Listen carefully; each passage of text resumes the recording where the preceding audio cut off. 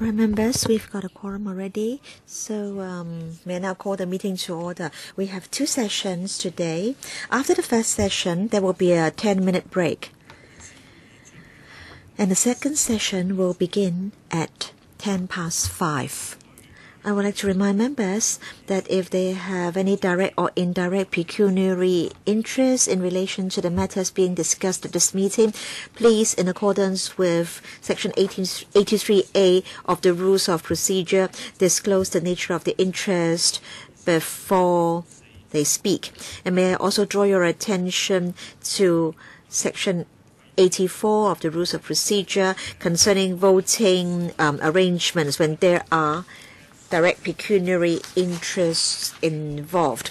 Item 1, FCR 2015-1610. So this is to invite members to approve the recommendations of the PWSC made at its meeting on the 8th of April. And we have got PWSC Paper 1 and Paper 2, and no member has proposed that these papers be subject to separate voting. So I now put these to the vote. Those members in favor of the proposals in FCR 10, please raise their hands. Those against, please raise their hands. I think the question is agreed by a majority of the members voting, and so the item is approved. FCR 15, 16, 11, and 12. These two items relate to the Liantang Heng Yun Wai boundary control point. So may I suggest that we discuss the two papers together, but then we'll vote on the two papers separately.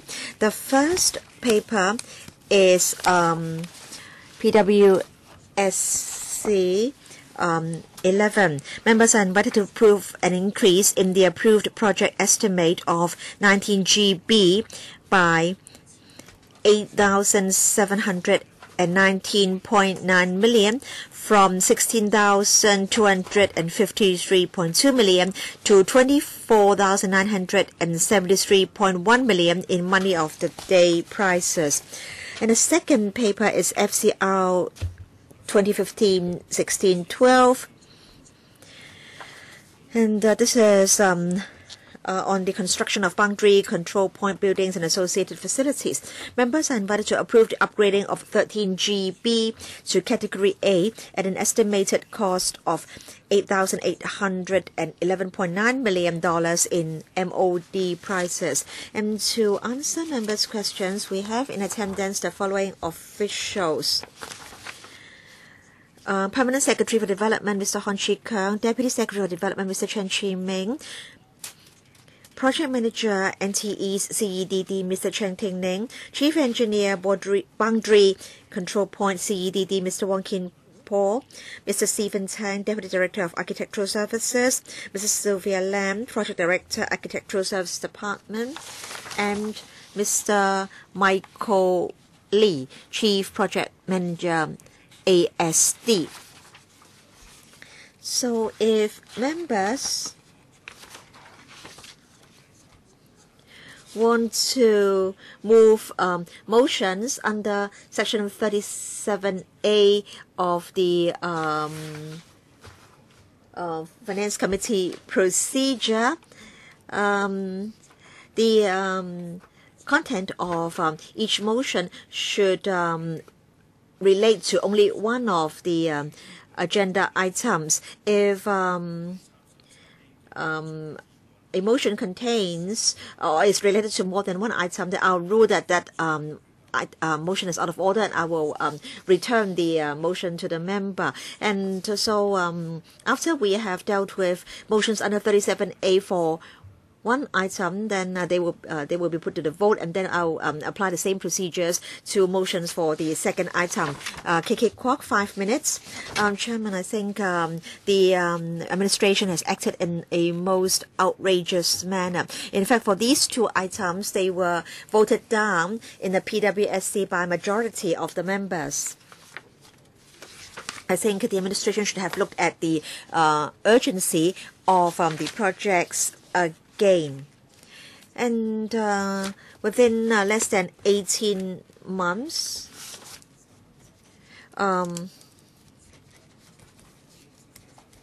the cost, or the estimated cost, rose from $16.2 billion to $24.9 billion. So within a short period, a number of wrong estimates were made. So the administration regards the FC as a rubber stamp and nothing else. These are very controversial projects. We don't know whether they're going to be effective. We do not know whether the objectives can be met. And there will be a lot of impact on the nearby villages. And these are all outstanding issues that have yet to be resolved.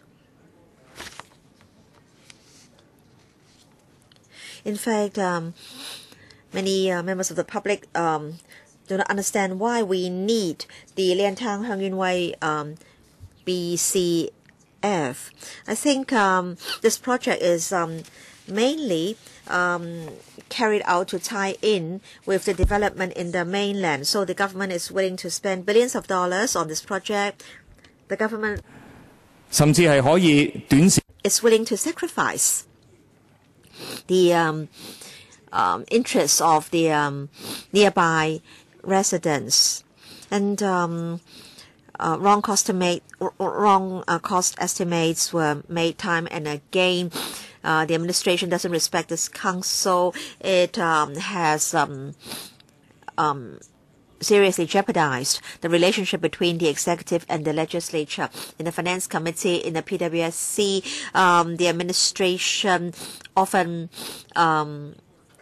changes the sequencing of the various agenda items. Now, in fact, we are supposed to discuss the Kaita MPSC first. And the government said on many occasions that the project was a very important one. But then because the government wants to make way for the discussion of the Liantang Heng Yun Wei items, it is willing to withdraw or take out the MPSC item from the agenda. This is because the government has to tie in with the development in the mainland. I think such an approach will further jeopardize the relationship between the executive and the legislature. And there's no way that the legislature can work with the administration. The administration has lost its credibility. I think this is a very bad example. This is a very bad precedent. The government or the administration has violated established procedures. I think the administration should have reviewed the matter and should have put the item to the PWSC again for discussion. But it has decided to go straight to Finance Committee. And I think such an approach will make the affected residents feel even more aggrieved. I feel very angry. And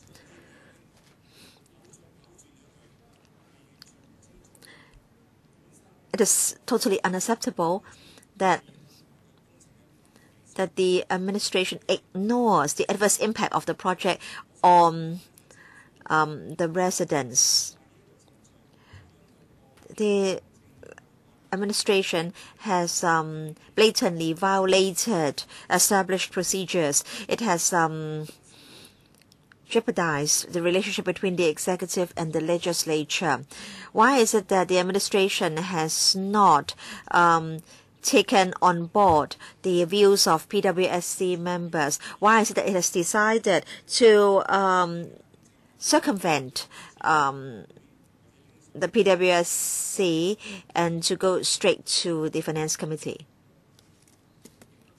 Mr. James Tian, 5 minutes. Chairman, in fact, when this matter was discussed in the development panel, I took part in the discussion and also raised some queries.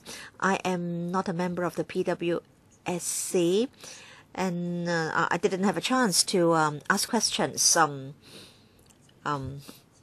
there.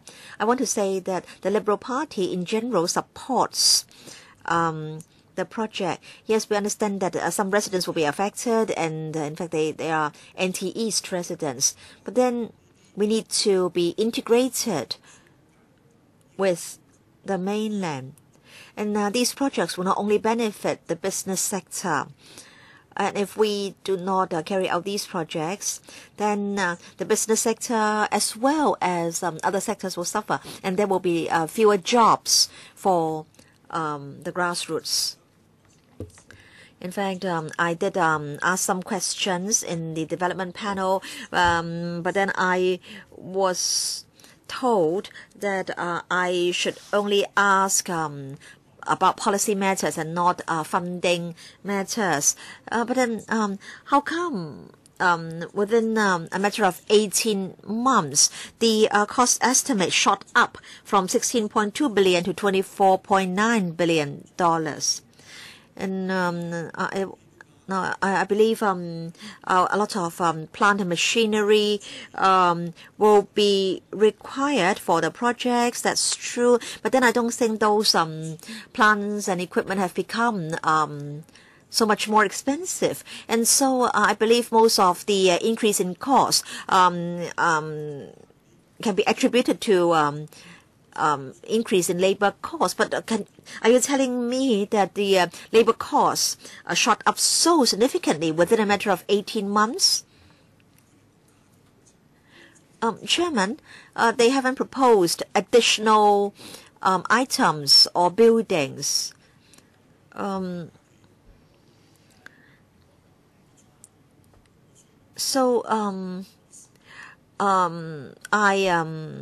My approach is different from that of Mr. Kekwa. I want the government to give us a reply. Why is it that the cost shot up so significantly within such a short period of time? And can I know the reasons? Permanent Secretary, Chairman. Now, in fact, we did give an answer to Mr. James Tian in the panel, but maybe that reply was not that detailed.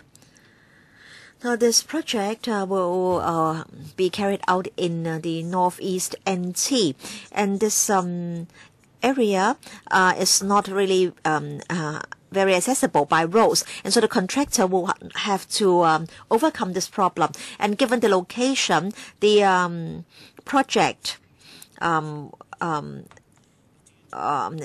is understandably expensive, but of course, maybe we did underestimated the cost a bit originally. My colleague can supplement, Mr. Chang.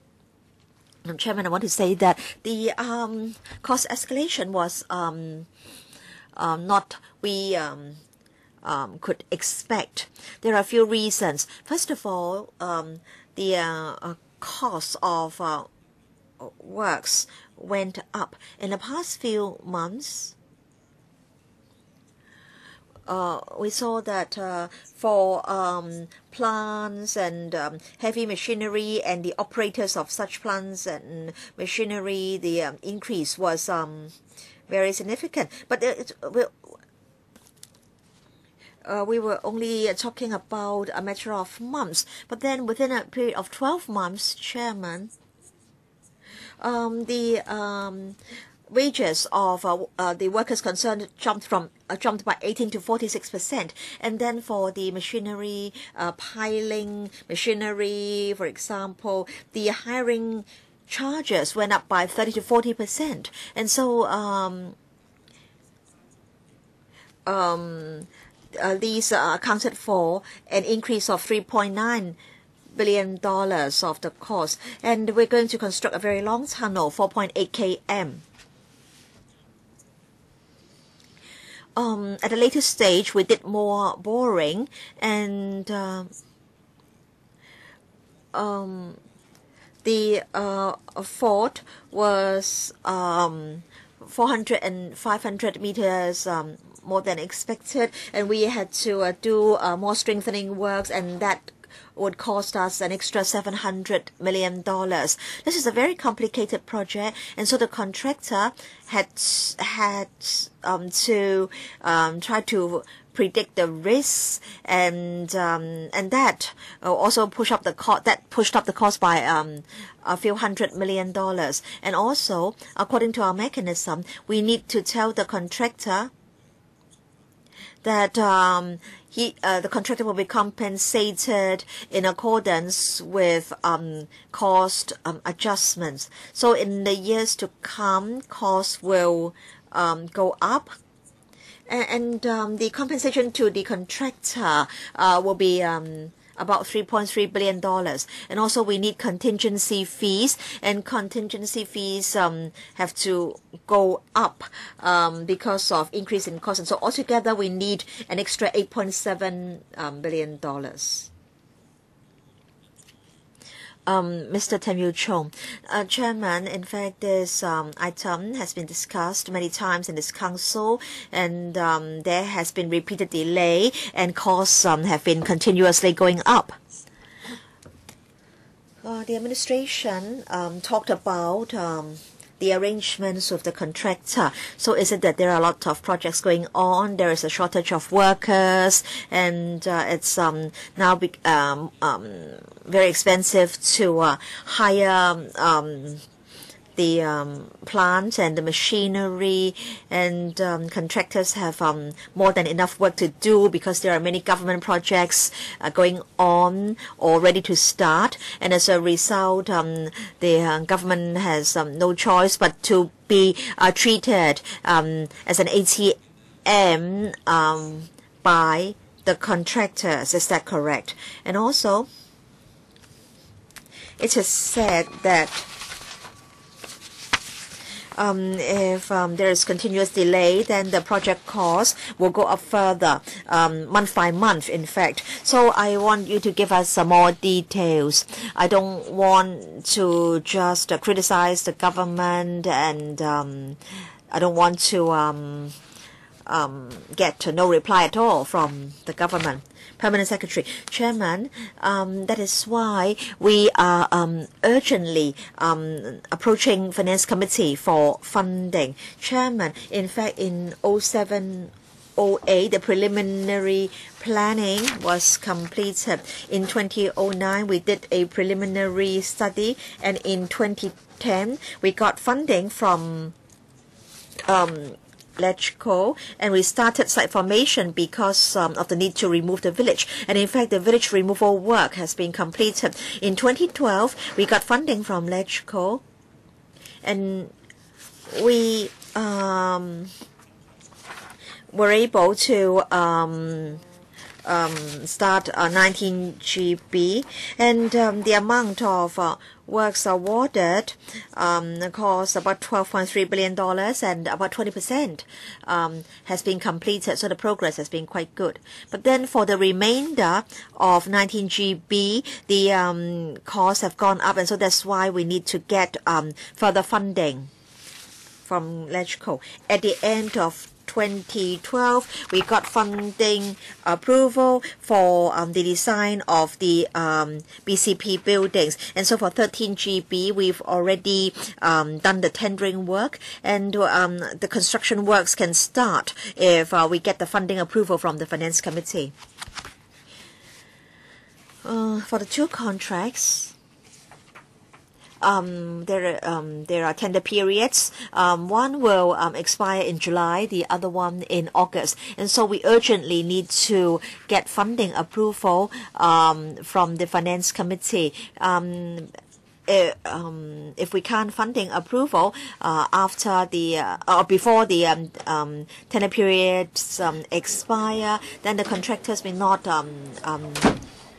take up the works. In fact, 19 GB, in fact, we hope to get funding early last year, and then 13 GB, there were also a few months delay, and we calculated that the loss was $760 million. And each month for these two projects, due to the price increase, we will need $70 million So this is about public interest. And we think there is indeed a need for us to get the funding from LATRO as soon as possible. Yes, I understand that this is urgent. I will support the project. I think funding should be granted as soon as possible. Otherwise, we're talking about taxpayers' money. It's public money. In particular, for the design of the BCP building is already done, and now they are awaiting the start of the works. So the DAB will support the project, and I hope there will not be any more delay. Permanent Secretary, yes, we hope that we can get the funding as soon as possible and we can start the works right away. Ms. Claudia Mo, well, I've heard the public officer saying that public interest is very important. I definitely agree to that. And one of the great public interests is the right to know. Now, Hong Kong people have a great fear. That is, they are afraid that there will be significant cost overrun. Look at the XRL. That's a huge cost overrun. And look at the Sha Tin Central line. So would this be another major cost overrun project? Just now, Mr. James Tan said that it's just 18 months. And now there's a huge increase of 9 billion, 9.5 billion. This is what I've written down, 9 billion. And you are saying that because of inflation and cost increase here and there, so that's why there's this big increase. I have two questions. First, are you repeating the XRL case? You want to just go ahead first, and then you come back and tell us that, well, works have started. We cannot abort it. If you do not give us the funding, then each month we will be spending more. So this is a vicious cycle. You are forcing us to do this. You come to apply for funding. So do you think we are an ATM? This is question number one. Do you want to repeat what you have done to XRL? I'm, of course, not talking about you personally. I'm talking about the government. And also, in 18 months' time, there's an increase of $9 billion. As for the latest figure, it's about $25 billion. How long do you think it will be good for? So in 6 months or in 18 months' time, will you be coming back to tell us that there are a lot of unexpected things and you need another $12 billion? How accurate is this estimate? How final is it? How final is this figure? Will you be coming back for more? Permanent Secretary. Well, for each project contract, it has its own characteristics. So it's not right to compare the two project contracts. I'm not comparing them.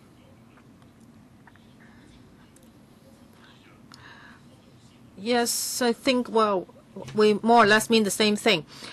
Well, for these two project contracts, they have their own characteristics. Each year we have hundreds of project contracts, so it's very difficult to just compare two project contracts. And I think Ms. Mo asked me about this estimate. How accurate is it? Will we be coming back again for another funding application? Well, for this 19 GB, why do we have to come back for more money? Well, it's all about estimate. Now, when we look back, we underestimated. We didn't really feel the pulse of the market. I think we did it in 2010 or 2011. At that time, construction cost was not skyrocketing. So we would normally look at the data from previous contracts, and then we will put together an estimate. And now when we look back, maybe this estimate was not that accurate. This is point number one. And point number two, this project is in Northeast NT, and the contractor is like a trailblazer. He's working on virgin land, so there will be more risks. As for the tenders, most of them have come back. We just have 2 remaining tenders, which are relatively minor. They would account for less than 10% of the cost of the whole project. So now we are quite sure about the figures. Well, for civil engineering works, the major risk lies with the underground works. There is one project about an underground item. The tender has already been awarded. It's been quite smooth. But for underground works, I think you are repeating your answer. Ms. Mo asked whether this is the final figure. I'm going to get there. Don't spend 10 minutes on that. You don't repeat your answer. You are not helping the meeting. You are spending so much time on it, and we have to wait for 8 minutes, and still we don't get the answer. Please answer the question strictly. Well, I'm waiting for him to give you an answer. He says that he's getting there, so let's just wait. I think we are quite sure this time, unless some really unexpected things happen. That's not an answer. Ms. Mo? Chairman, I didn't interrupt because I respect the chairman. I think you are very clear-headed. You understand my question. I asked him how long would this estimate be good for. He said that it will be good forever. So they shouldn't be coming back for more money. I asked the question on your behalf. It's not just about being good for how long. I asked him whether this is the final time they'll come back for more funding. They said that, well, it should be unless. So what if unless happens? Well, unless, well, that means there are maybe a lot of other factors, and he may spend another 20 minutes on the unless. Mr. Lee Cheuk-yen, Chairman, well, when I see public money is spent in this way, I am really unhappy. Now you have started the project, and it seems that it cannot be aborted. But that's an increase of $8.7 billion, and it's an increase of 50%, a cost overrun of 50%. How do you calculate it? And one thing is called, let me look for it. You say that the construction cost has gone up, and then you have to prepare for price going up. So what's the difference between them? They are both about construction costs going up. So for the first one, it's mainly about machinery. And you say that, well, for the heavy machinery for civil engineering works, for example, the rental of drillers, the rental of cranes, etc., the rental has gone up by 40% and 30% respectively. So that's why you have to put aside more money. And also for manpower and machinery costs is $3.3 billion. And for price adjustments, $3.8 billion. So this both of these prices, one is about adjustment and one is about cost increase. I studied engineering, but still I am not too sure about what you're talking about. Maybe Mr. Chang can tell you more. Let him answer that question first. Mr. Chang. As for recent surge in construction prices, when we did the estimate, we took certain information into account. For example, if I want to rent a machine, and when we made the estimate, we thought that it was $10,000 per day. But when the contractor gave us the price, the market price, that is the MOD price, already shot up. That it increased to $15,000 per day. So the contractor told us that it was $15 per day. So that is what we mean by surge in construction prices. It's out of our expectation. And now that's an increase of $3.9 billion. And what is the $3.3 billion? Price adjustments. Now, they told us that it's $15,000 per hour, and the project will last for 5 or 6 years. So after 5 or 6 years, it may have gone up. It may have gone up to $18,000, or it may have dropped to $8,000. So in the tendering documents, we have a risk-sharing mechanism. That is, the price may be adjusted. So when you really spend the money, we will have to look at the price then, and then we will pay accordingly. If it's $18,000, then we would give you $3,000 more, because when you make the tender, it was $15,000, and if it's less, then we will pay less. This is what we call a risk-sharing mechanism. And so that's why we have included the $3.3 billion for price adjustment. So we will have to look at the market price in the coming 5 or 6 years. So there are two prices here. One is when the tender was awarded, you make an estimate, and then the price went up. The contractor can ask you to pay for that.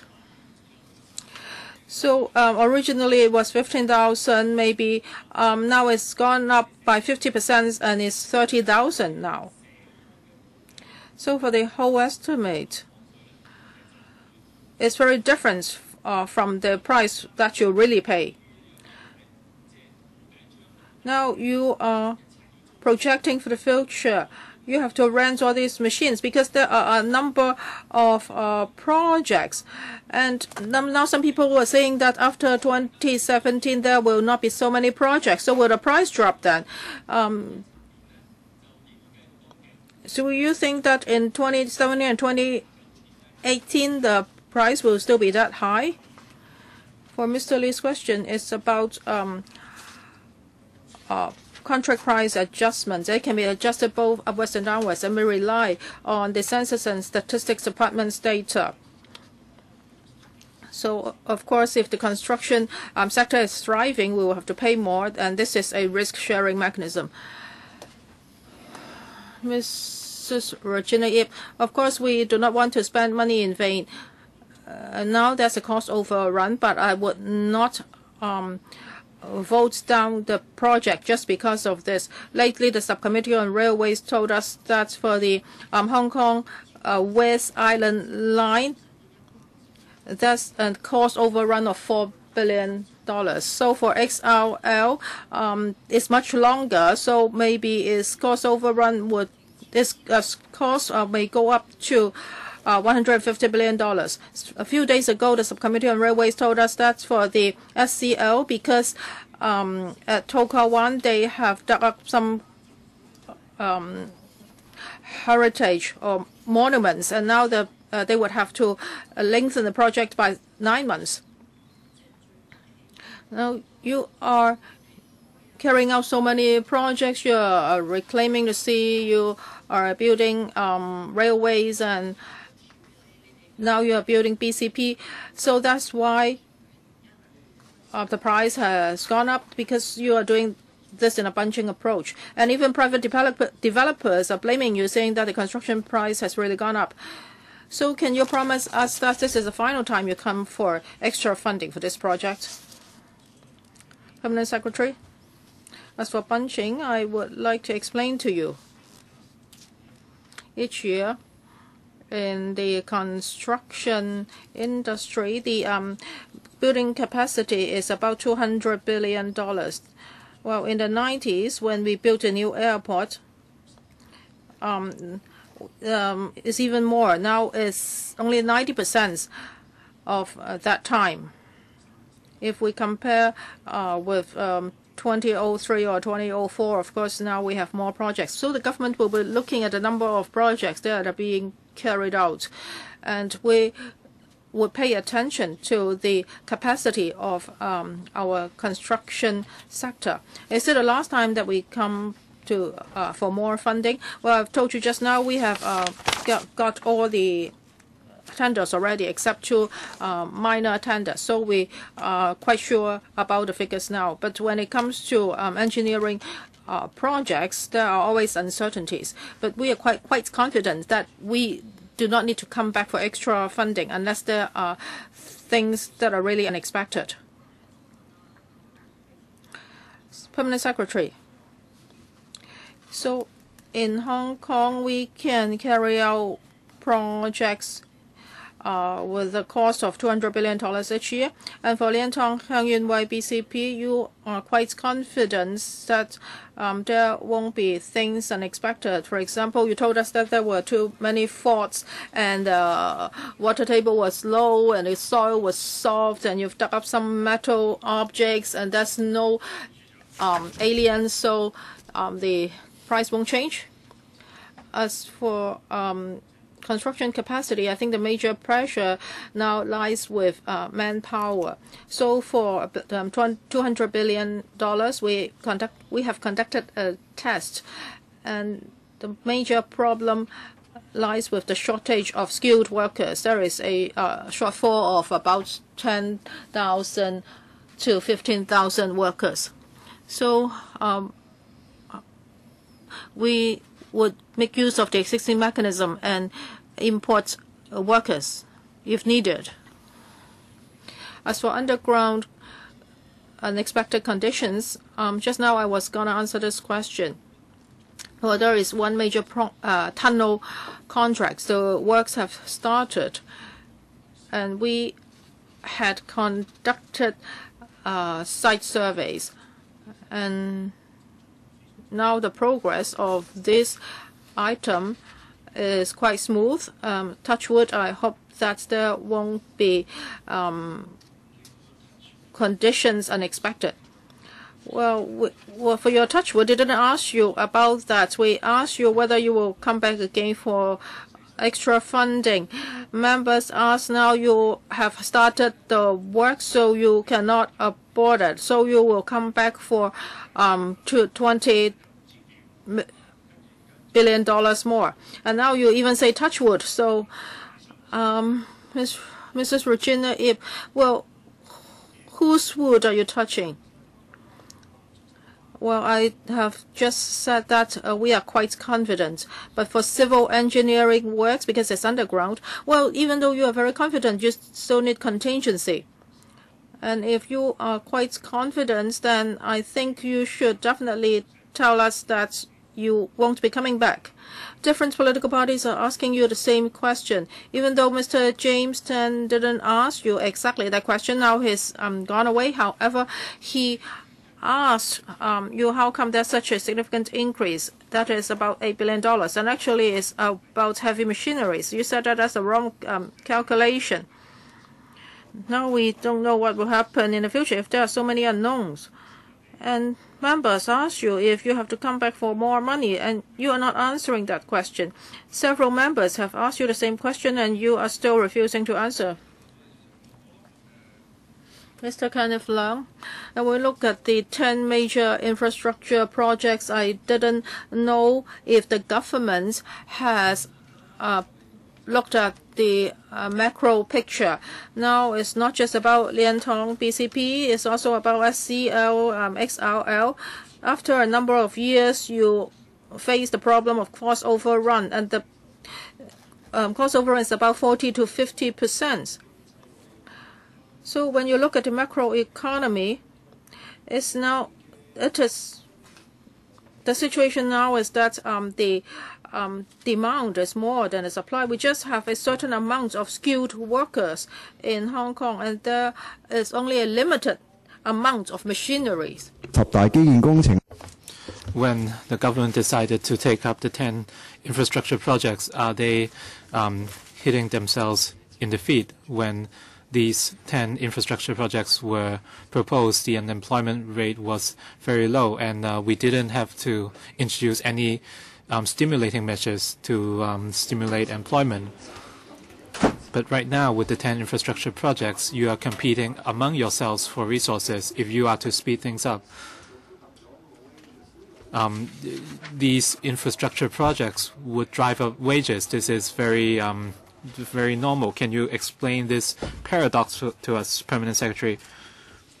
If you are saying that you will have an overrun of 50% across the board for all infrastructure projects, please just let us know clearly.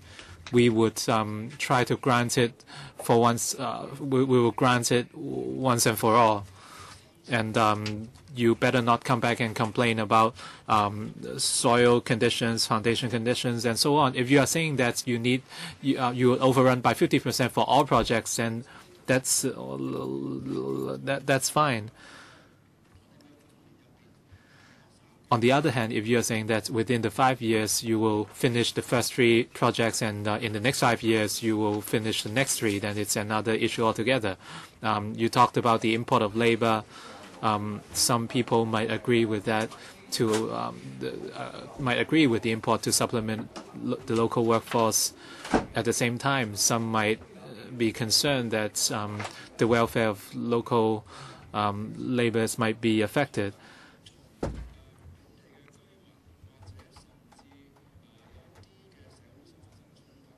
There might be conflicts with the local community, so we have to evaluate the impacts on our society before deciding whether to import labor. And the third runway projects coming up as well. We have a bunching of projects. The Permanent Secretary said they would conduct a review, but I'm not sure whether this will be a comprehensive review. And do you know how much resources we have in hand for these 10 infrastructure projects? I don't think you've thought about it. If you did, you would have shown us some information already. And we would have seen the increase in project costs already. Just now, Mr. Tam Yu Chung said that contractors who rent out machineries are exploiting the government. If the projects are met on time, well, it's the contractors are trying to squeeze more money out of the government's pockets. So can you tell us, frankly, whether all your projects would overrun by 50% in terms of costs? Would you have a 50% project or a cost overrun for all projects? I think it's hard to answer this question. We are talking about the Liantang boundary control point. Is this the final time you will be here to apply for funding? Permanent Secretary. In terms of statistics, we would look at the bigger picture. From 2003 to 2013, the Finance Committee approved a total of more than 600 Grade A projects, and the total amount is $620 billion,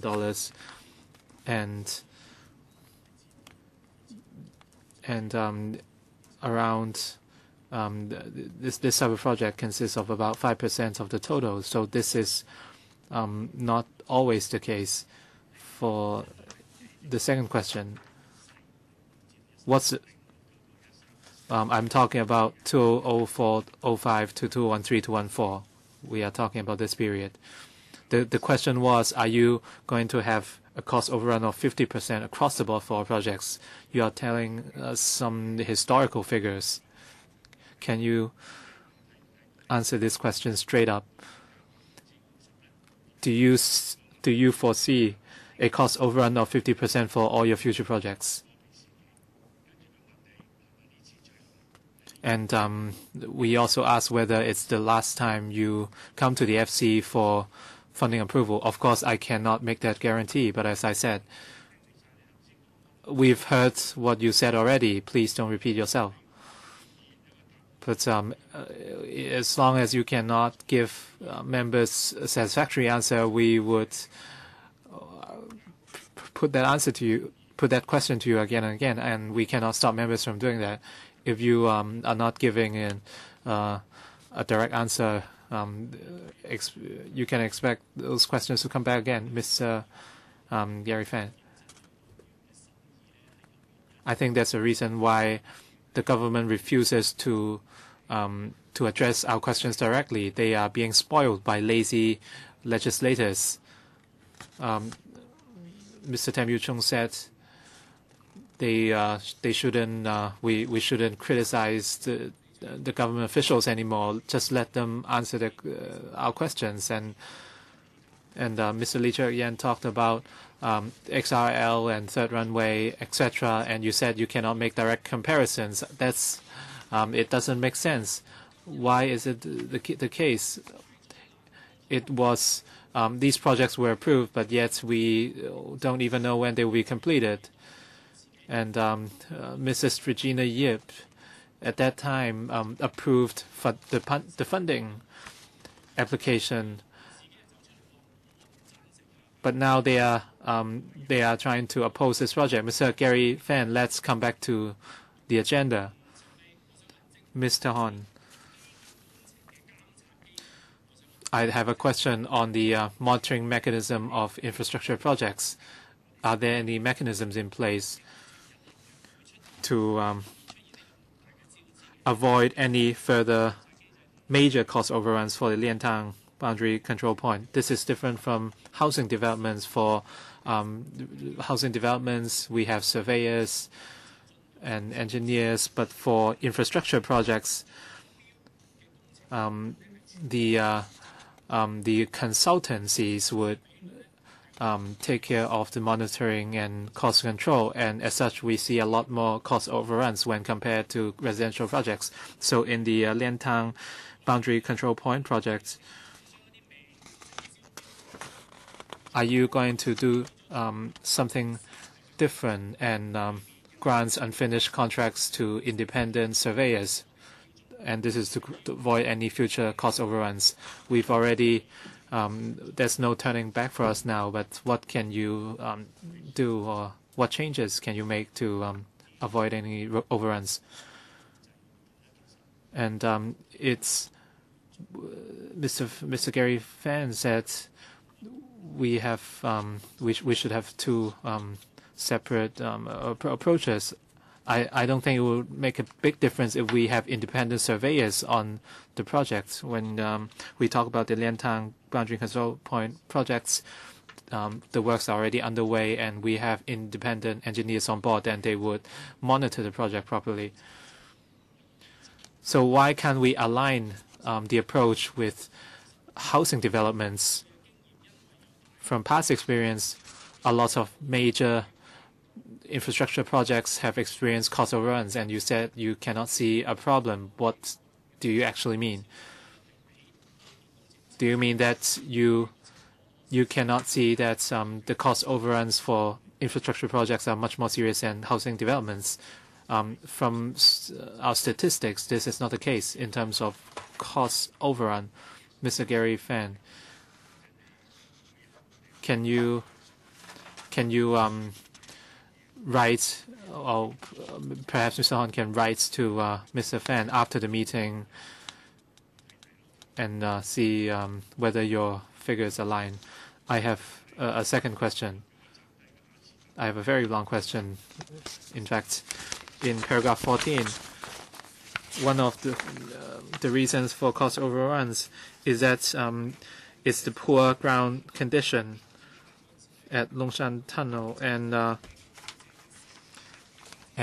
in January 2014, during the development panel meeting, they said a lot of time was required for site investigation, and a lot of discussions were made with the residents, and as such, there was a delay. My question is, did you explain to the residents the specific reason for the delay? Mr. Cheng, for Longshan Tunnel, when we conduct site investigation, we have to use a boring machine at the top of the hill, and if we are to move that machine, we would pass by private land occupied by residents, and as such we have to spend a rather long time discussing with them and so that we can pass by. But you knew that was coming, right? You would not expect the residents to give way 24 hours a day for your for the construction, right, Mr. Chang? Right. So during the tunneling works, sometimes we could make use of public land, but sometimes we would need to pass by private land.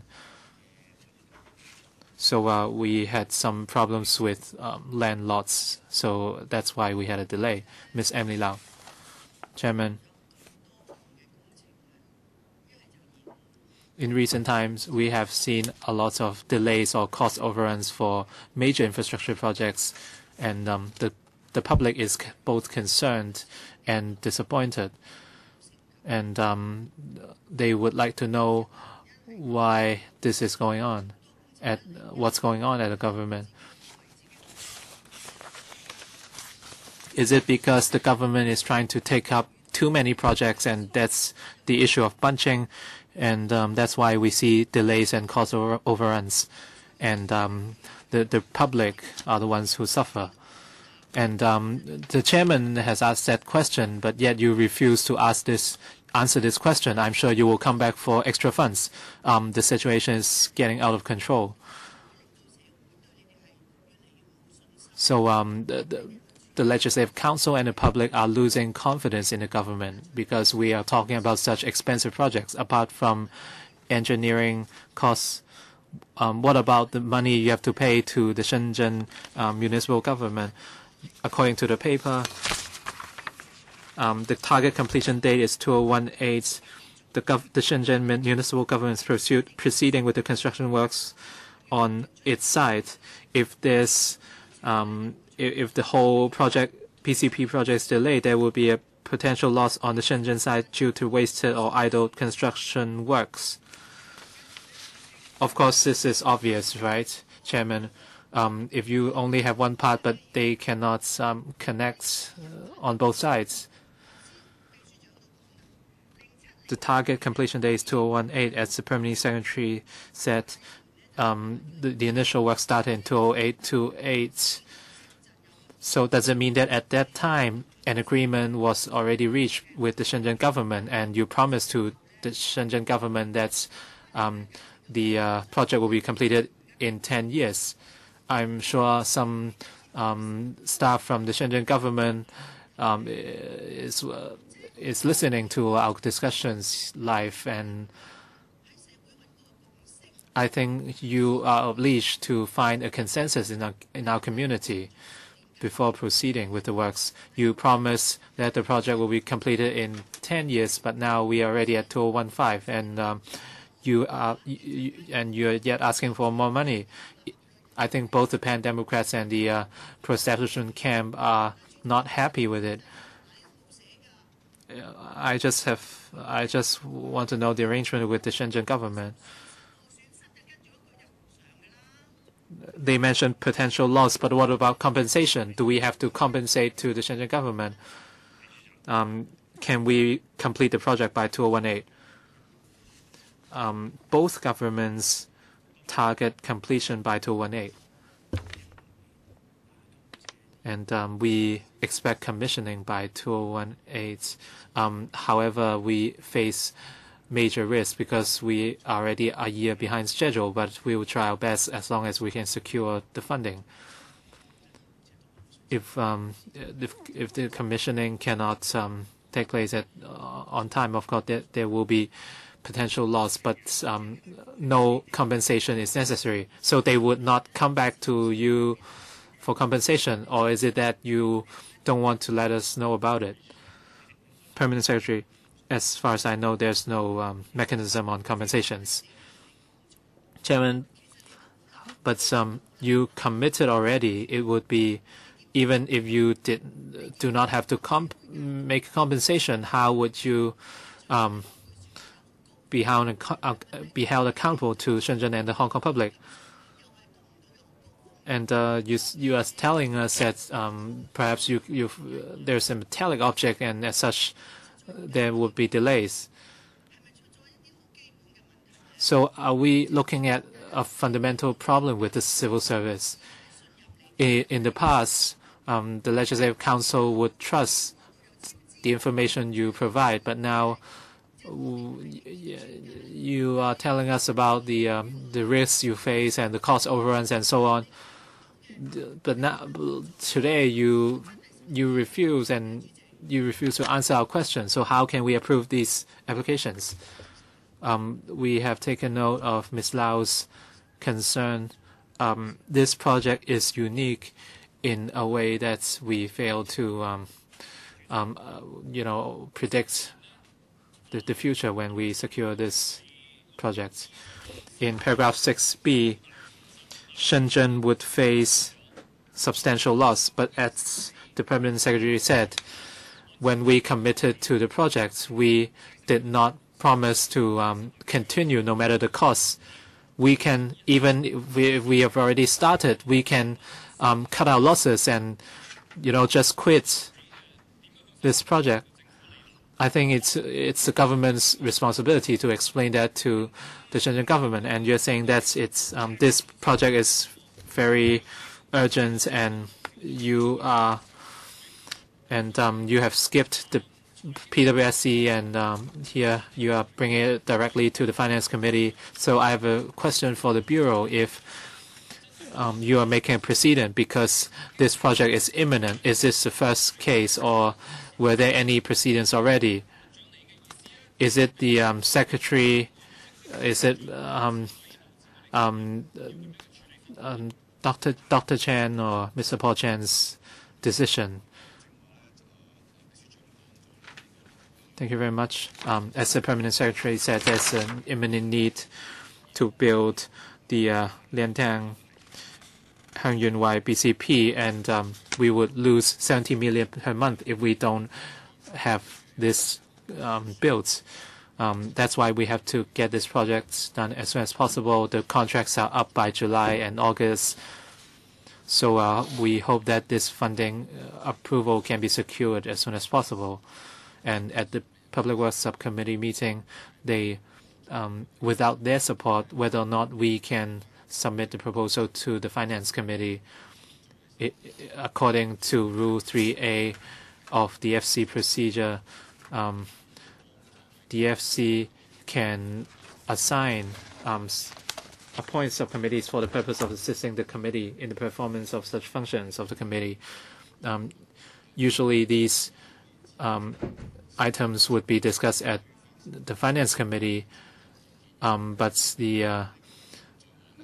it can overturn any possible decisions by subcommittees. So even without the Public Works Subcommittee support, we can still submit the proposals to FC. We did have precedents, and in 1997, February and April, year 2000,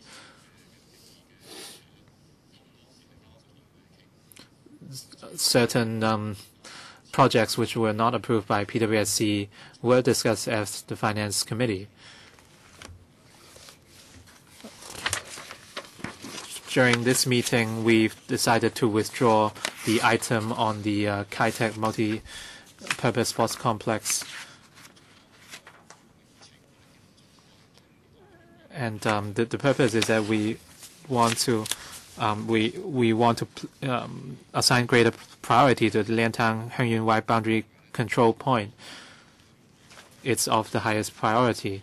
With this project, we are talking about a number of tenders, and there would be substantial economic loss associated, and that's why we hope to bring this item to the FC as soon as possible and have it approved. So all along, we deal with the items on the basis of the priority of these various items. Now, I asked whether this was a special case or whether it was a precedent. And then concerning the two previous cases, can you give us the details? Secretary.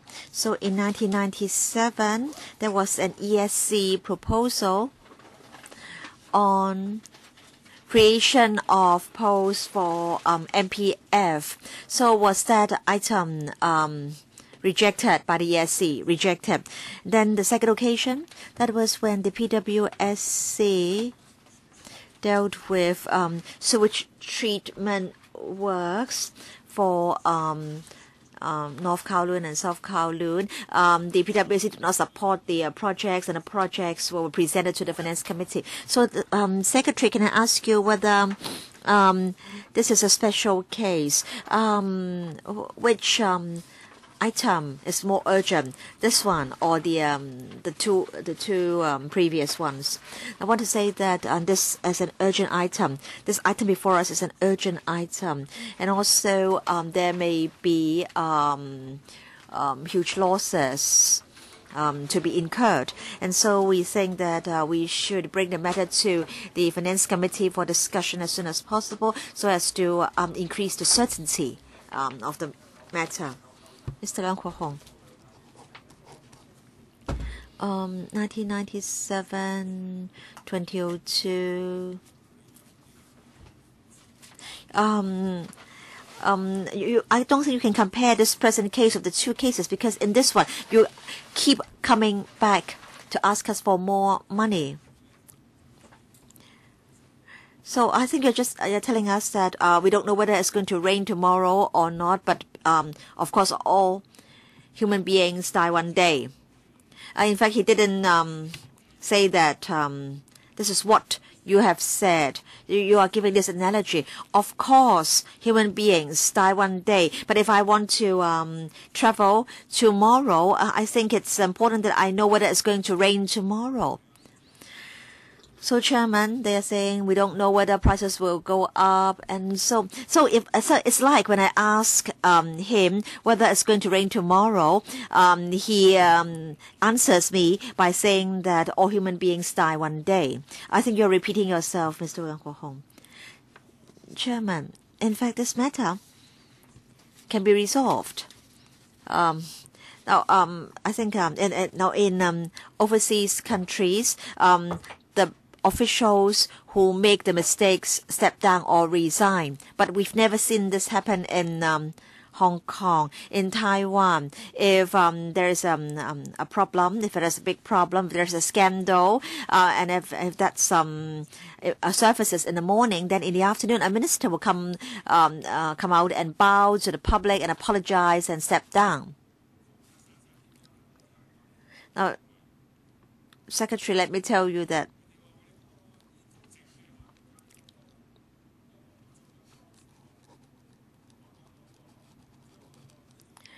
do you know that in the past, some said there was a chimney that was straight, and then people asked him to make it not so straight. He refused, and then a fire broke out.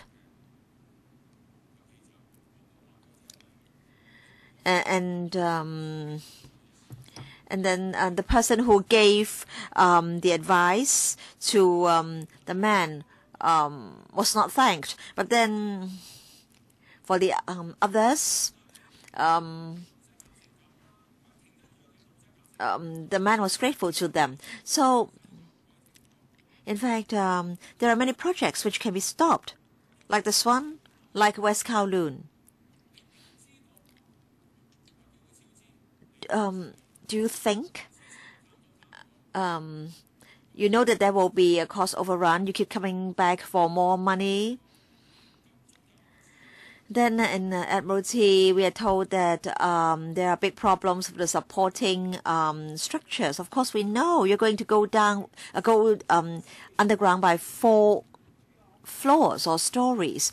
Now, I know all these projects are complicated, but you want speed. You want all these projects to be carried out at the same time. Mr. Wong Kwok Heng said that the delay in the SCL was caused by the Occupy Central movement. So some people talk nonsense. And some people say that, in fact, with so many projects going on at the same time, we are in fact giving a lot of benefits to foreign consortia. Some say that. In fact, when the Lien Chang Heung Yun Wai proposal was put to us, I objected to it. Albert Chan asked me to give the green light. But now I think he regrets his decision. I understand that in Japan, for all their highways and flyovers, they are the projects are taken up by a corporation comprising retired government servants. So perhaps you can give us a list of the contractors and the consultants associated with these projects.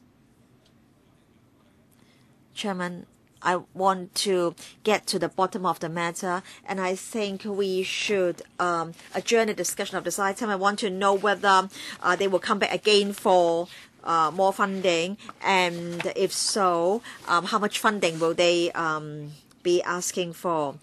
So what do you want to do? Just want them to tell me whether they will come back for further funding and how much. And so time's up. You have to speak again in the next round. And please, when we speak, please speak on the matter, and please do not criticize colleagues.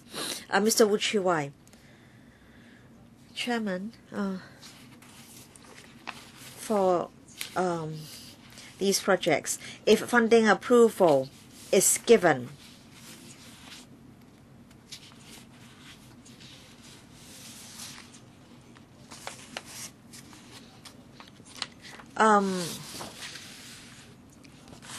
then will the cost estimates for other projects go up because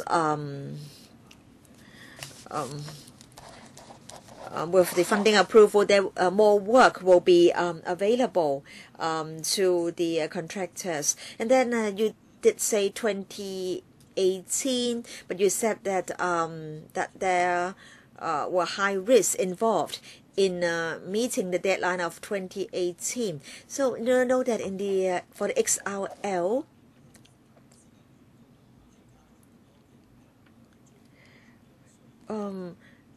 extra contracts were needed in order to try to make up for the delay and to complete the project as early as possible. Mr. Hon, Mr. Wu Chi Wai wants to know whether funding approval for this project will mean that the cost of other projects will go up. The answer is no. And then the completion date or target completion date of 2018, whether the project cost will go up because we need to meet the target date.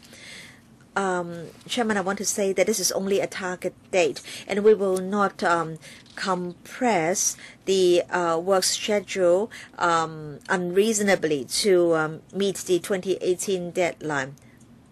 I want to say that if we have funding approval, we'll try to beat the 2018 deadline. But if we really can't do it, we'll not still think that this is a deadline that must be met. The inferior member wants to know whether the tender sum will be or will be increased because you need to beat the 2018 deadline. We've already invited tender. So what is the target completion date, please? End of 2018, Chairman. Mr. Wu Chi-wai. But then they said that the risk of there would be a very high risk of meeting the end of 2018 deadline. So like in the XRL, you may want to force the contractor to speed up so as to get the project completed by the end of 2018. Is this something that is going to happen? Because I'm worried that there may be a lot of claims if you adopt such an approach. Mr. Horn, now according to the contract, works have to be completed before the end of 2018. Of course, the contractor has to try to meet this deadline, and so everything will have to be done in accordance with the contract terms. Chairman, the Permanent Secretary said that the overall environment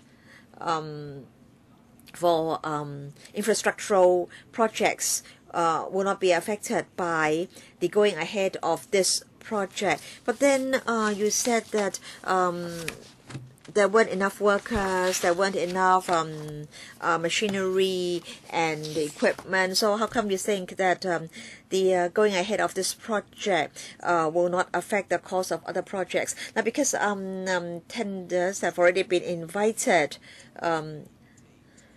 for this project.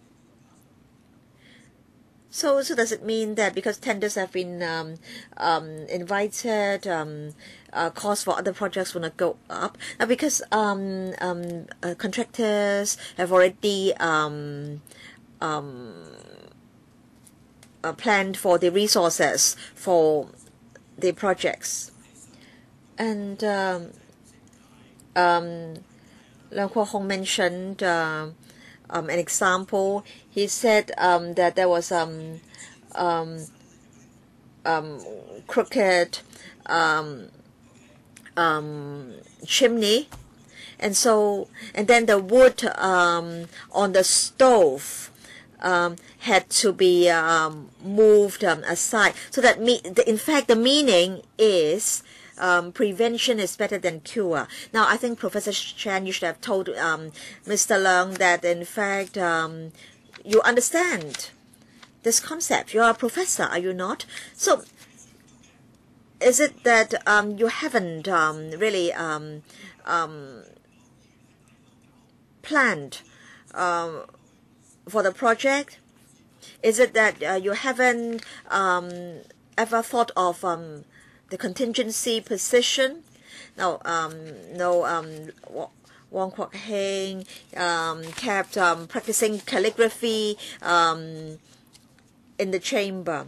In fact, on one occasion, I said something, but then he was not in the chamber. I said that, in fact, he was to blame because he supported the XRL. And for other members who supported the XRL and other projects, they really should bear the responsibility and the blame. In fact, we are talking about wasting $100 billion of taxpayers' money. And how much can $100 billion do? Do you know that $100 billion will mean that we can build a lot of RCHEs? Elderly people will not have to wait for so long to get into RCHEs. So this is the implication. And Professor Chan said that if we do not support this funding proposal, costs will continue to go up. But those who supported the XRL, we don't know whether we can have the project completed with $90 billion.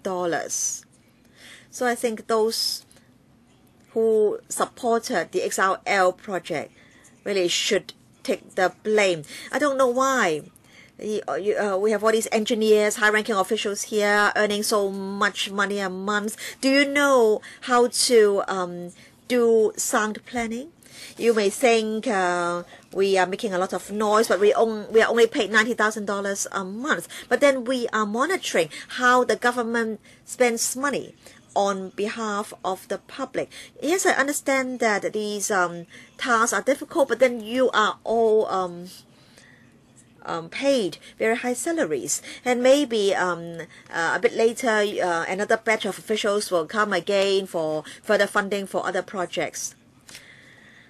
There are only 4 pro-establishment members in this conference room, and I understand that Low Wai Kwok wants to ask questions or speak. The others will remain silent. So they are responsible. We are the troublemakers. Of course, you don't like us. You want all of us to be like them, the pro-establishment members. They did not ask even one question, even though there is so much cost overrun. Now, you don't like to go to the PWSC because there are many Pan-Democrats there, and they ask a lot of questions. Oh, no, of course, of course, if others can work with me, then you won't be able to get the funding. We can keep on moving motions under 37A, and we can go on till the end of this session or this term. And you won't be able to, if I can have to say, you won't be able to get the funding before the end of this term. I put in 10,000 motions under 37A, and then there was a judicial review. I will have to attend the hearing in June. The Democrats did not support me. So do you have other questions? You only have a few seconds left. I just want to tell the officials that they have to be, or the chairman, that we must, you have to be very vigilant, or else they won't be able to get the money. Mr. Low Wai Kwok. Some say that the government is trying to bypass the PWSC in bringing the item directly to the FC. I think this remark is misleading. I think LegCo members all understand LegCo procedures. According to the PWSC procedure, the PWSC is set up under the FC under ROP 715. The PWSC assists the FC in the discharge of its duties. The PWSC studies public works items, but then it doesn't have independent powers. Everything has to be decided by the Finance Committee, and in making a decision, the Finance Committee is not bound by the PWSC's recommendation in the decision it makes. In fact, these projects have been discussed by the PWSC on many occasions, and then Sunny Bay reclamation, again, that was rejected by the PWSC, and then the Ngau Town Kok Police Station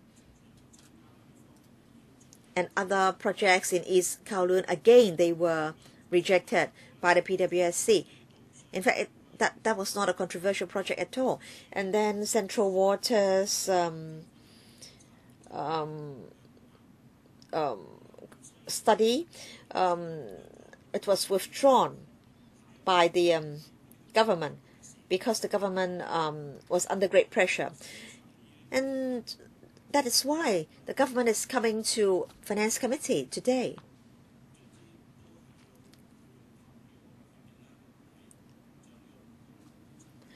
In fact,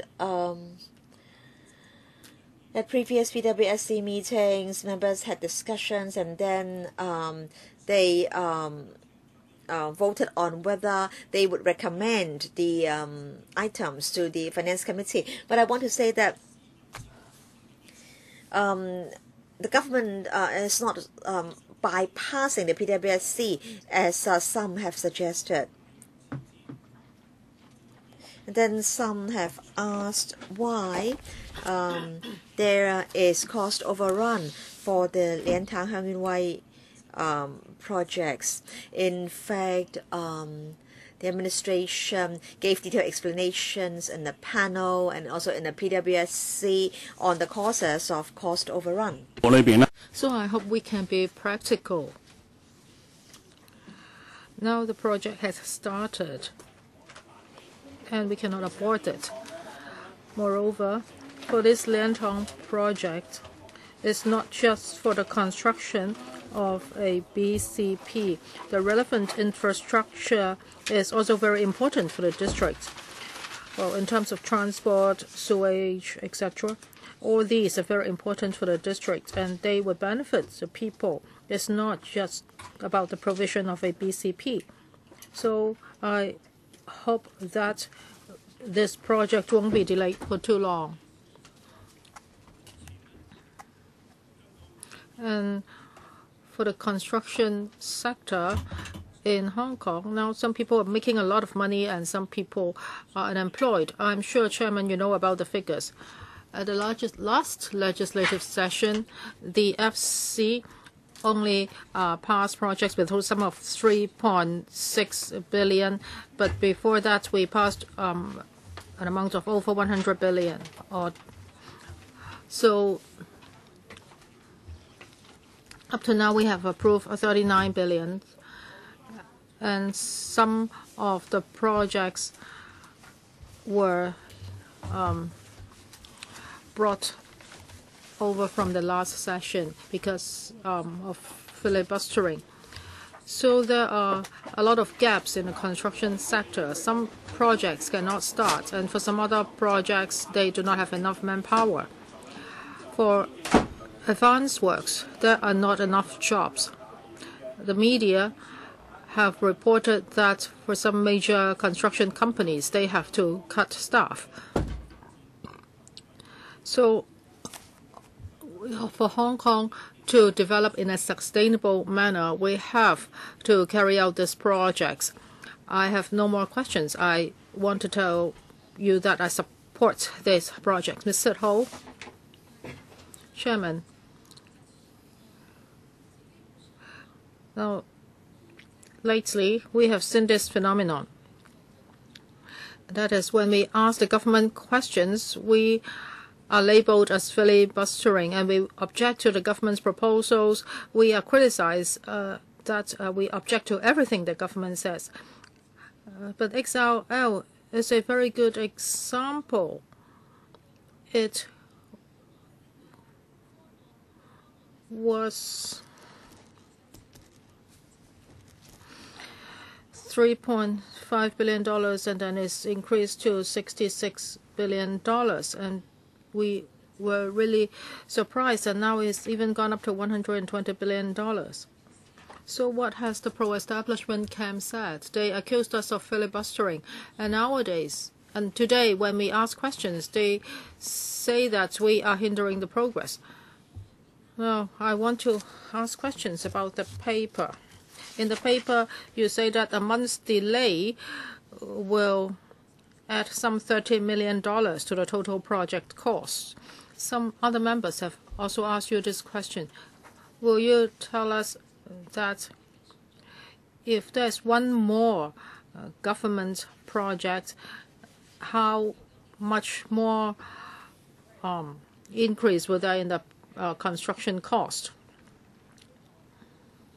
This is a question of demand and supply, because now you have so many projects. That's why the price has gone up.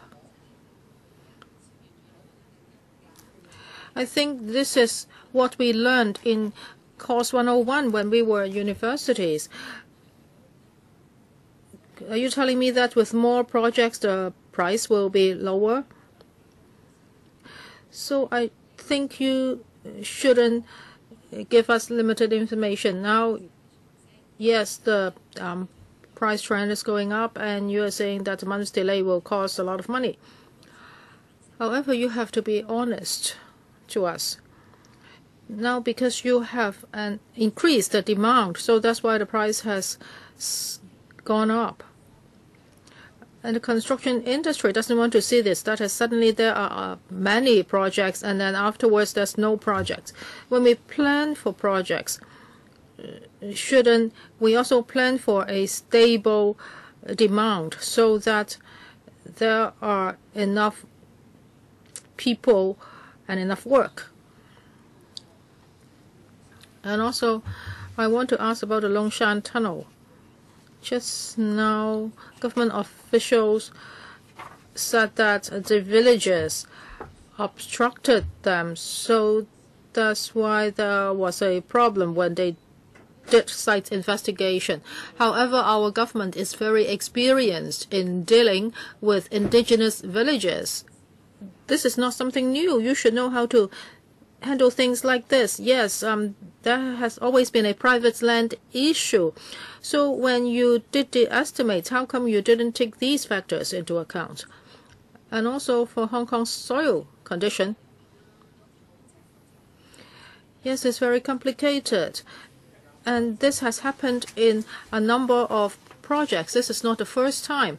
So for the Longshan Tunnel, now you get the relevant data and you already know it's very complicated. When you really excavate it, it may get even more complicated. So shouldn't you come up with an alternate plan? Instead of building such a long tunnel, maybe you should build a highway bypassing it. When we look at the map, well, if you build a highway, it's not too much farther, but the complexity of the projects can be lowered. I think another member has already asked that question, but Permanent Secretary, would you answer this question? Would this project affect the prices of other projects? Well, I cannot answer technical questions, but if you ask the government's policy, that is whether the government has paid attention to bunching. I remember in the past few years, when the government planned for such public works, we have taken such factors into account. So when the government put together its budgets, there was a line drawn. We want to implement or carry out different projects at different time.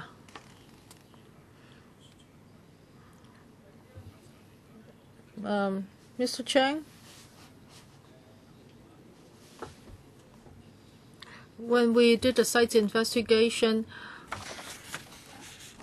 well, we spent 2.6% on that. Well, when we get to the site, it was quite complicated, so we had already anticipated that there would be complexities as to the soil condition, because the tunnel is as long as 6.8 kilometers.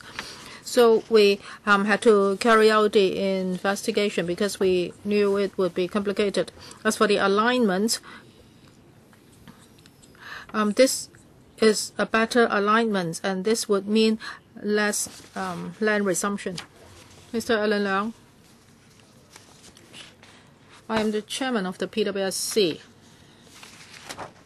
Of course, I would not let the government go so easily. This is another example of breaking the rules. In the government's paper, I don't see any detailed explanation as to why. Now that the PWSC has voted down this project, and how come it doesn't go back to the PWSC? How come it doesn't address the concerns of the PWSC members, and now it comes directly to the FC? I think this is an improper arrangement. Just now, Professor Chen Ka-Kang didn't give us a clear answer. I have carried out some studies.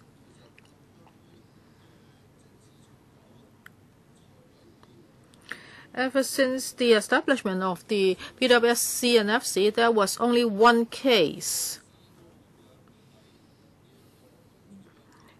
in which this happened. That is, the PWSC voted down the project, but the project was submitted to the FC without any change. This happened on the 28th of April 2000. This is about the sewage collection system of North and South Kowloon. But for that funding application is very different from this application in two aspects. One, last time there was an adjudication letter. The government had to make compensation to the contractor before a certain deadline. And last time we were looking at a fixed figure stated in the judgment. That is the sum of compensation the government has to pay. But this time around, we are looking at an unfathomable abyss.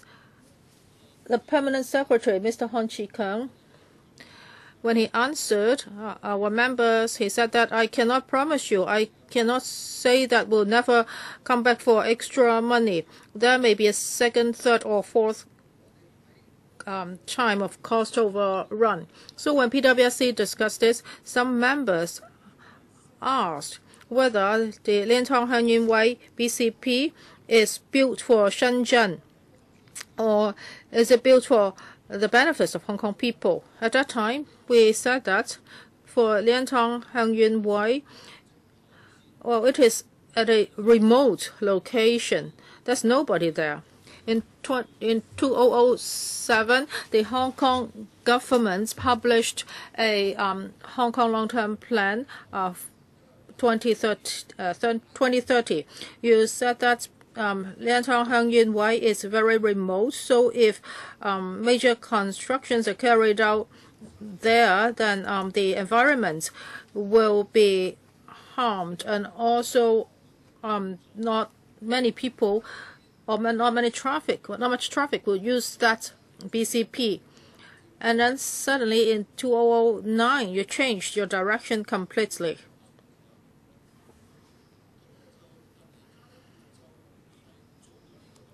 And you suddenly put forward this proposal. At that time, we asked whether you were planned by the Shenzhen authorities. Was it the Shenzhen government that planned this?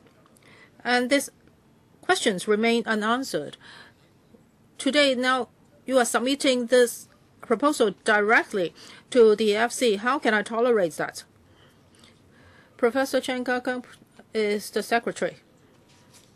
I'm sorry, I just demoted him.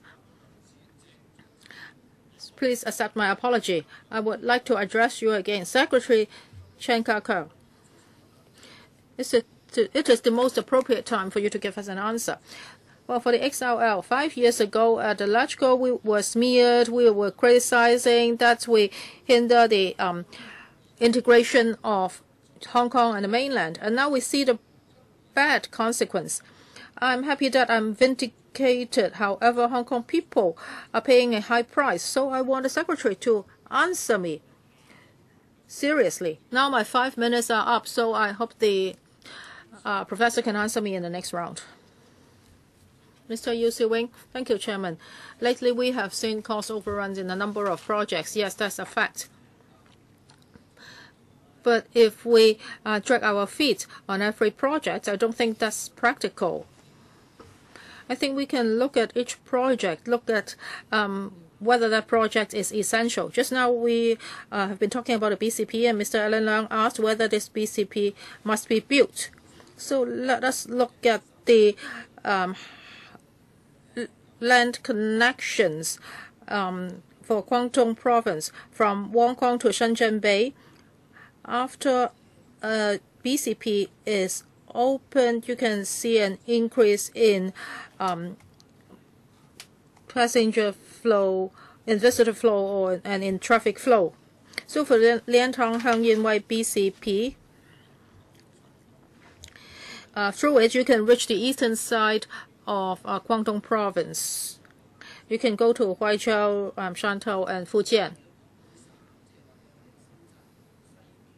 As for the western part of Shenzhen, now I think the development is almost saturated, and with the development of Qianhai, there won't be much land left. So for the eastern side, I think we need to develop it Hong Kong people may even go there to buy property. So I think we indeed need such a BCP, but we need some more information. For example, Eastern Guangdong Province and the parts closer to Hong Kong, including Huizhou and Shantou. What about the GDPs in the past few years? Have you made an analysis, and have you projected the future development of Eastern Guangdong Province? Why do we want to build a BCP there? I think we need data like this.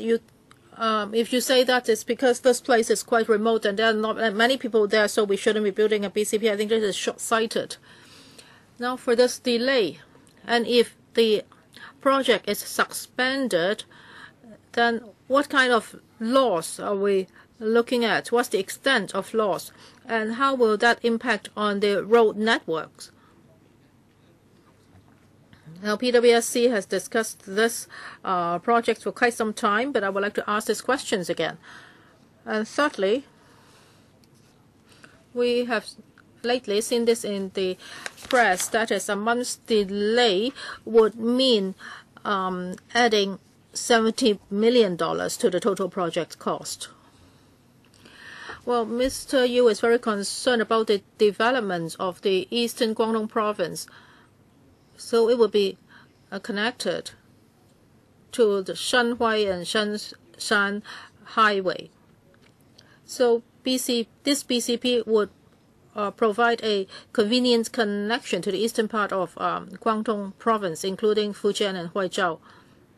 Mr. Yu asked whether we have looked at the data of Eastern Guangdong Province. Yes, we did.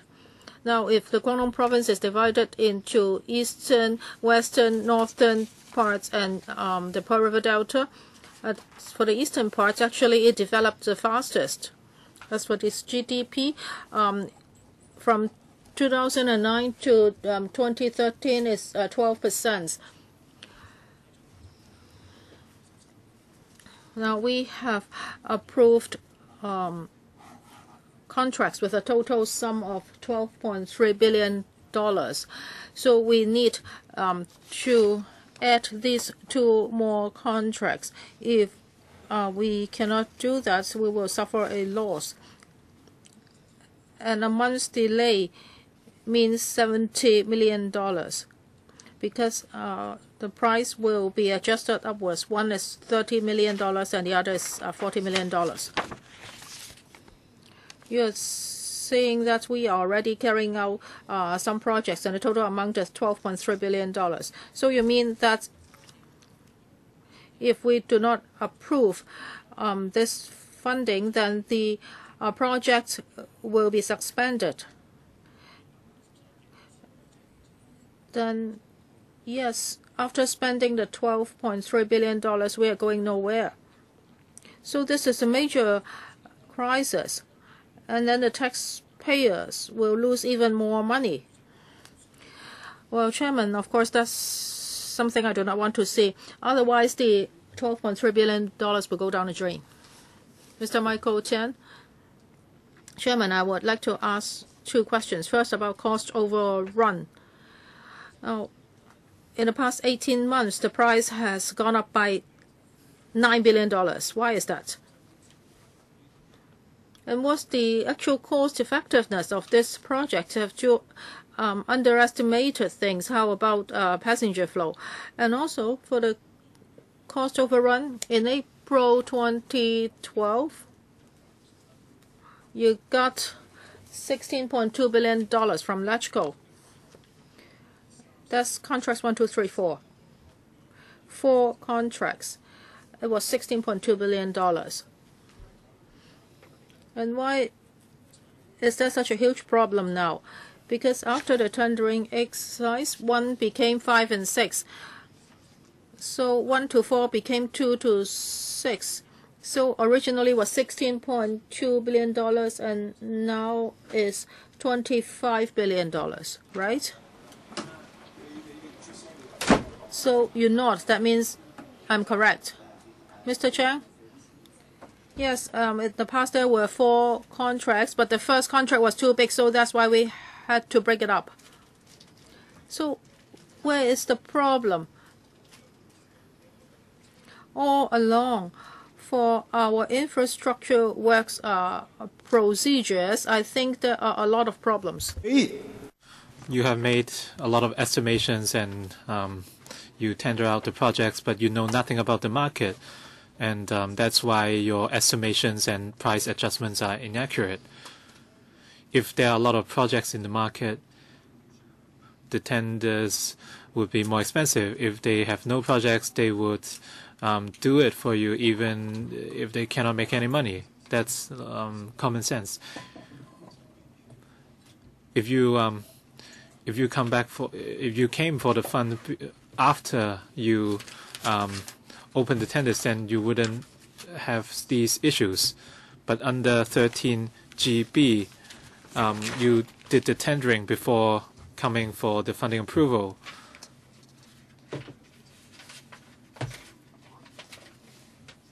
If this persists, would you come to the Finance Committee time and again in the future before opening tenders? So at that point, we have no choice at all.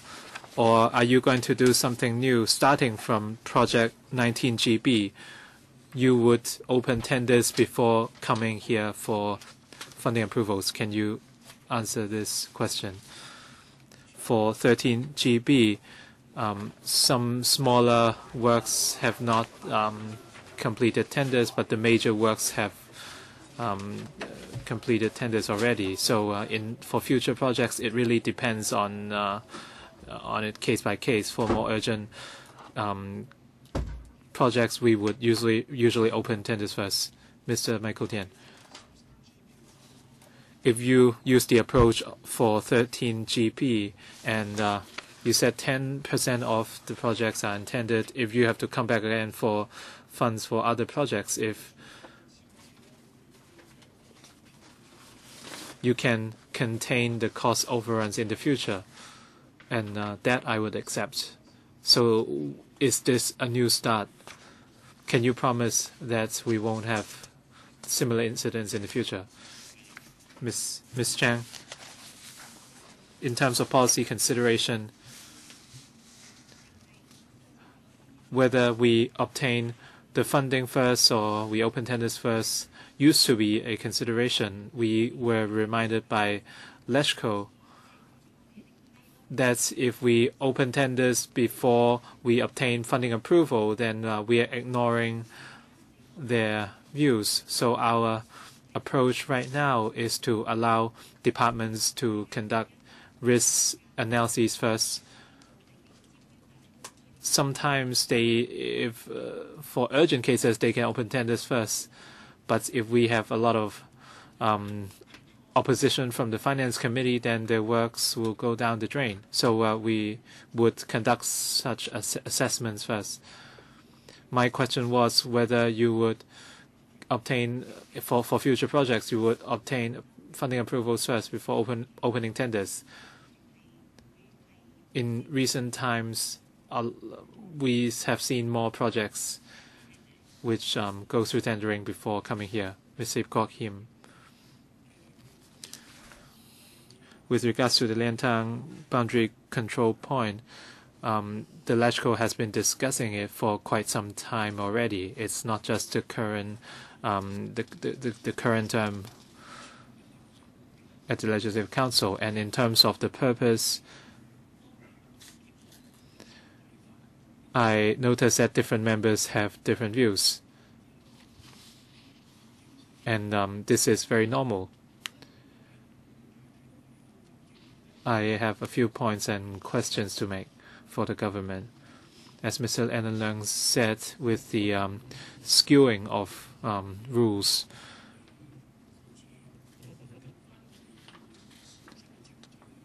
right now we don't seem to be playing by the rules of procedure. I think we have to respect the rules of procedures, as Dr. Cheng Kang or Mr. Loy Kwok said. we should play by the rules of procedure.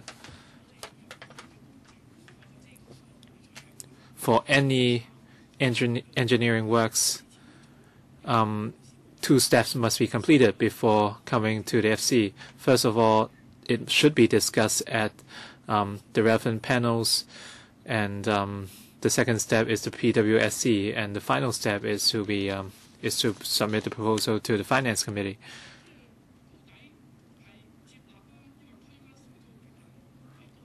I think it should be stated clearly whether the proposal is accepted or rejected.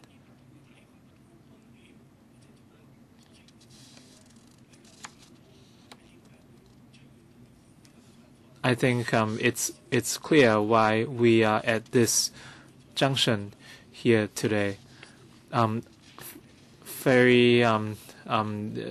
Funding applications seldom get rejected by WSC before reaching the FC. It's very uncommon.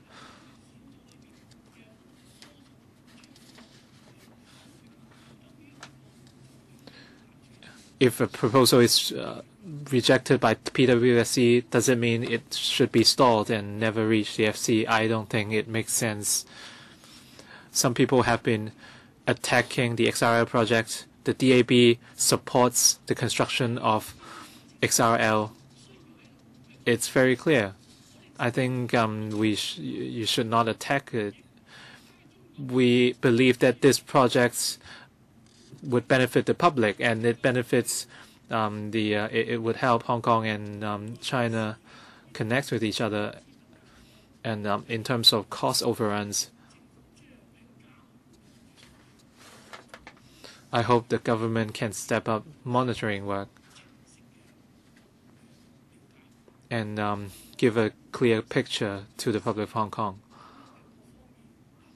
The public right now is very concerned at the cost overruns for different projects, and you seem to be applying for extra funds at will. You seem to be asking for money at will, and this is a major issue. Can you ask him to leave if he continues to yell? You have to know the public's concern right now.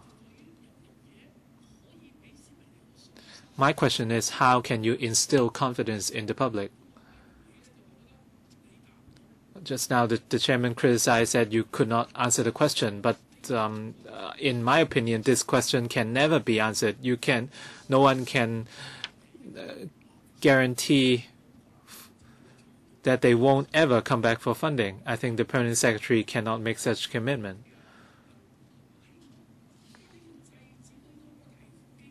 But in order to avoid,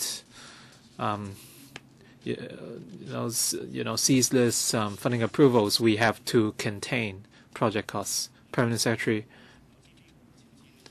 the cost overrun for 19 GB is mainly due to high tender prices. And once works are started, we have an independent team to monitor the progress. And we actually have a team dedicated to this project. It's made up of engineers. It's headed by Mr. Cheng, and they would do their best to monitor the progress of the projects and detect any problems.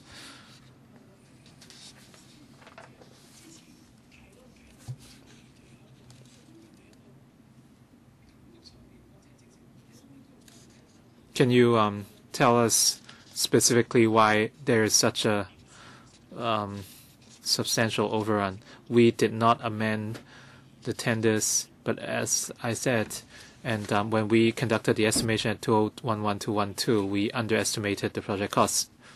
Mr. Albert Ho. With regards to the underestimation of costs, they cited bad soil or ground conditions as the reason, and they said they did not had a thorough consideration of this issue, and we always hear these reasons. But during the site investigation and site analysis, you should have a lot of engineers, so they should. the studies should be accurate. If the investigation works were not satisfactory, should those engineers be held accountable? And when you look at the paper in white in paragraph 10, in the sixth line, since August 2012, within the 12-month period, the average rise in salaries, it's of the range of 18 to 46% daily. If we are talking about 12 months, then the aggregate increase would be 1,000% or more. This is ridiculous. This is beyond imagination. Mr. Chang, Chairman, in terms of ground conditions, since we are talking about such a long tunnel with complex soil conditions, it's very hard to grasp. During the design phase, we have adopted our usual international standards and guidelines.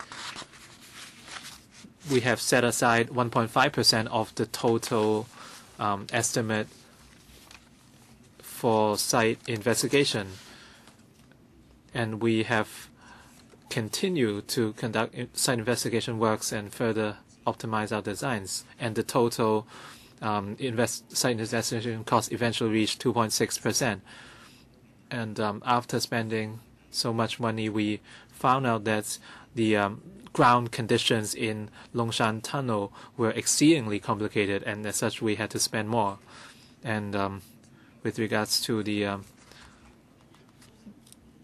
that's the daily, the 18 to 46% referred to a daily rise in wages, and for our workers, we usually refer to daily wages.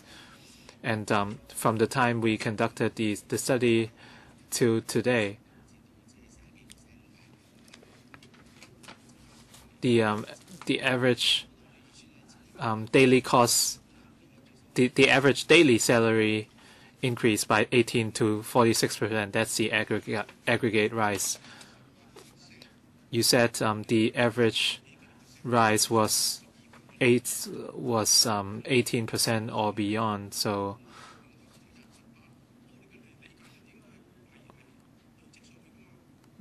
if the daily increase is 18%, the aggregate increase should be 18 multiplied by 30.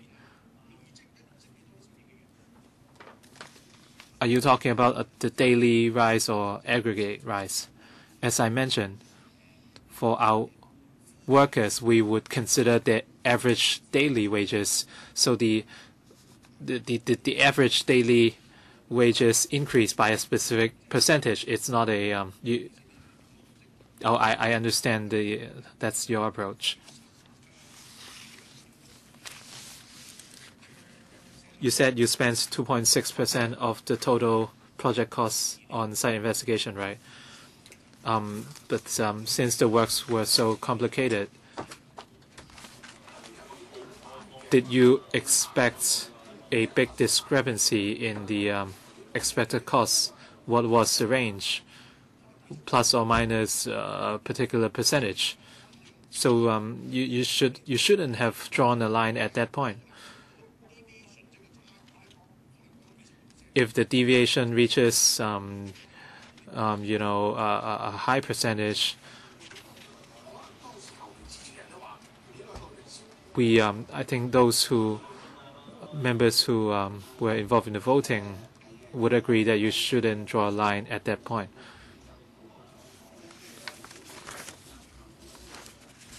At that time, there was a big difference in our expected soil conditions and the eventual soil conditions, and as such, we have this discrepancy. Dr. K.K. Kwok, 4 minutes, please. Thank you, Chairman. I think I have two impressions from the discussion so far. This does not have to be discussed at PWSC of FC. All the estimations are extremely rough. The original estimation was now the overrun is almost $9 billion, and if we And we asked this permanent secretary whether this is the final funding approval, and he couldn't give a definite answer. I think the contractors would be very happy because all our money has gone down the drain. The final costs are way off the estimates. I mentioned a few days ago that's the XRL, both the XRL and the Liantang PC Point projects blame bad soil conditions. That's an easy excuse for every project, so there's no point for having these meetings at the FC. 18 months later, they will be back again for another funding approval, and some members would stop us from even asking more questions. And some members prefer to act as rubber stamps, and they would approve everything. You are for pro-establishment members like Yip Kwok Him. You have to monitor the project. Now the project overrun is almost $9 billion. Would you be held accountable to your voters? I think we have to be very clear. And according to the paper, if in page 3, if this project fails to go ahead, there would be losses to Shenzhen. Why would engineering projects in Hong Kong have to consider losses to Shenzhen? Can you tell us specifically how much Hong Kong would lose? And we would try to go ahead no matter what costs, so as to minimize the losses to Shenzhen. So in all future engineering projects, we should list out all the losses to the Chinese government or Chinese cities. If the XRL project doesn't go ahead, Hong Kong would suffer a loss. So is that your logic? So how would you calculate the losses to Shenzhen, and how would it impact the need for this project? Paragraph 5 merely lists out the facts.